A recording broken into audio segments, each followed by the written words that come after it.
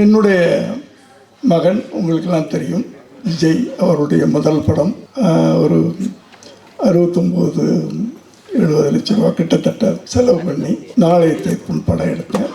சரியாக போகலை, உங்கள் எல்லாருக்கும் தெரியும். எப்படி ஆனால் அவர் நடிகனாக வந்துட்டார், அவரை நம்ம எப்படியோ ப்ரொமோட் பண்ணணும். அதுக்கு என்ன பண்ணலான்னு யோசனை பண்ணப்போ சரி ஒரு பெரிய நடிகரோடு நடிக்க வைப்போமே அப்படின்னு பிளான் பண்ணேன். ஆனால் எந்த பெரிய நடிகரும் ஒத்துக்கல. சரி ஒரு மாதிரி அதில் வேற அவ்வளோ போட்ட படமெல்லாம் போயிடுச்சு. நான் ஒரு டல்லாக அப்படியே இருக்கிறேன். என் மனைவி சொன்னாங்க, ஏங்க நீங்கள் விஜயகாந்த்கிட்ட கேட்கல அப்படின்னு.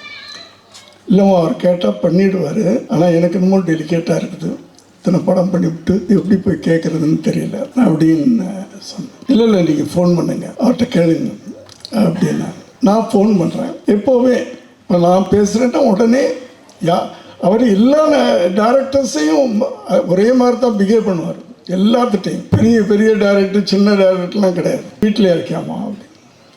ஆமாம் சார், நெக்ஸ்ட் ஷூட்டிங்கில் சார் மத்தியானம் தான் சார் 2 மணிக்கு, நான் ஒரு 5 நிமிஷத்தில் வரட்டுமா அப்படின்னு கேட்டேன். என்ன சார் விஷயம்? இல்லை ஒரு சின்ன உதவி, அதுக்காக நான் வர்றேன் அப்படின்னு சொன்னேன். வர்றேன்னு சொல்லிட்டு குளிக்க போயிட்டேன். குளிச்சுட்டு நான் வெளியே வர்றேன், என் பெட்ரூமில் உட்காந்துருக்கேன்.